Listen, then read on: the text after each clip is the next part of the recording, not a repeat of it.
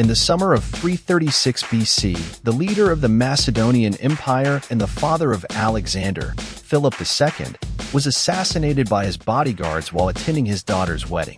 With the death of his father, Alexander is now proclaimed king on the spot by the nobles, at the age of just 20 years.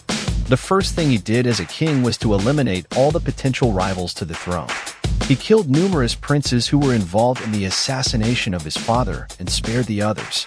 Another thing he was looking forward to was incorporating the Achaemenid Empire, its most powerful military rival, into his territory, which was also his father's dream. Before crossing to Asia, Alexander wanted to safeguard his northern borders. He crushed a lot of rebellions within the empire that stood after the demise of his father. His father established an army of 48,100 soldiers, 6,100 cavalry, and 120 ships with a crew of 38,000 for the invasion project of the Persian Empire.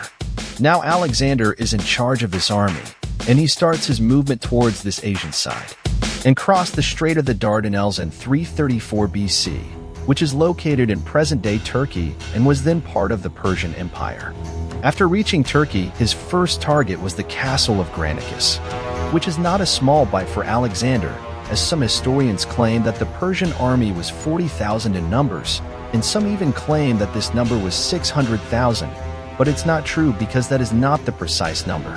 On the other hand, the Macedonian army consists of about 20,000 men. The Persian army was led by the Arsacides, while the Mithridates, the son-in-law of the Persian king Darius, were also leading a cavalry unit. As the battle proceeded, it proved to be deadly for the Macedonian army, as they were trying to cross the Baiga River, or Granicus in ancient Greek.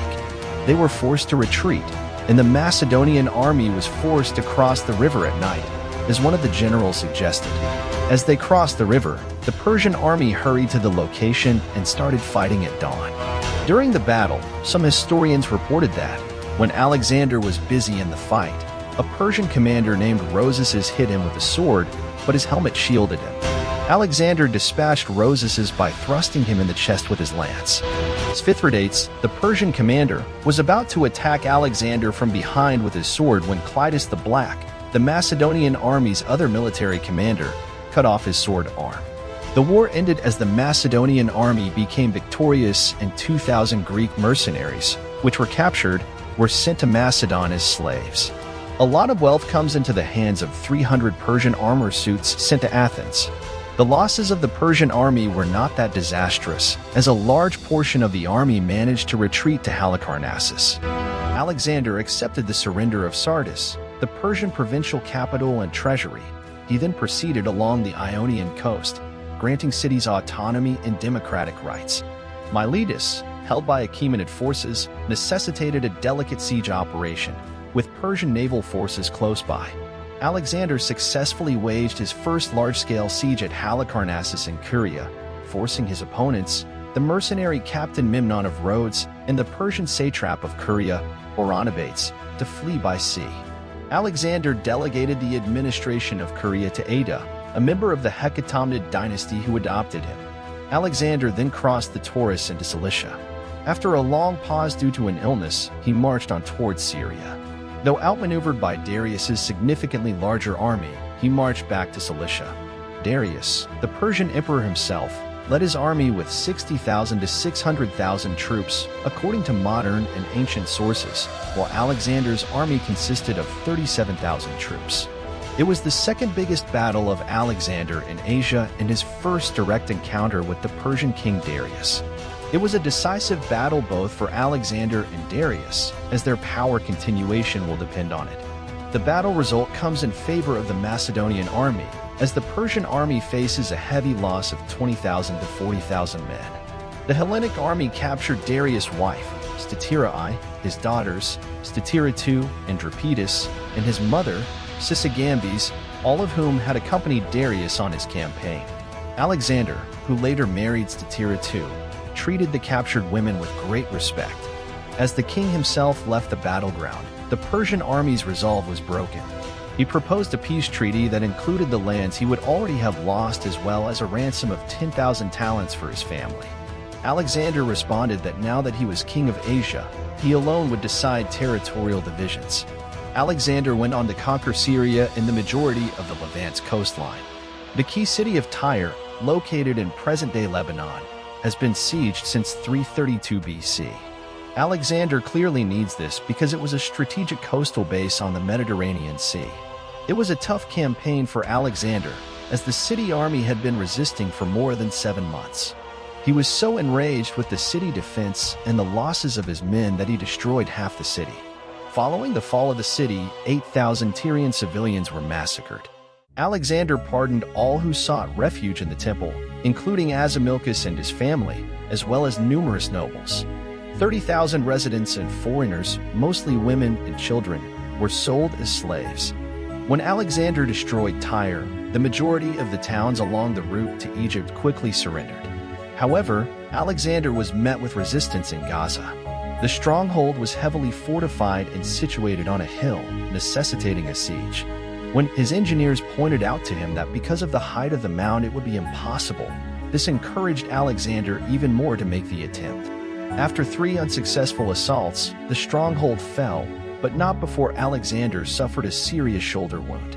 As in Tyre, men of military age were executed, while women and children were sold into slavery. Alexander conquered a large number of Persian territories, including Egypt. To legitimize his power, Alexander offered sacrifices to the gods in Memphis before traveling to the Siwa oasis in the Libyan desert to consult Ammonius-Sare's famous oracle, where he was pronounced the son of the deity Ammonius. During his time in Egypt, he established Alexandria, which would become the prosperous capital of the Ptolemaic kingdom after his death. Leaving Egypt in 331 BC, Alexander marched eastward into Achaemenid Assyria, now modern-day northern Iraq, where he met for the second time with Darius. This battle took place in Gaugamela, a village on the banks of Iraqi Kurdistan. The Persian army consists of 100,000 to 200,000 men, while the Macedonian army consists of 45,000 to 50,000 men. This battle was history-making because it completely ended the power of the Achaemenid Empire. A lot of loot came into the hands of the Macedonian army. A total of 4,000 talents were seized, including the king's personal chariot, bow, and war elephants. While the Emperor Darius again managed to flee to present-day Hamadan. Bessus, the self-proclaimed king of the Persian Empire, caught him with his cavalry of 2,000 Greek mercenaries. Bessus murdered King Darius before fleeing east. When Alexander learned of it, he was devastated that an enemy he respected had died in such a manner. Also, hold a burial ceremony for his body. With the death of Darius, the Achaemenid Empire was considered fallen.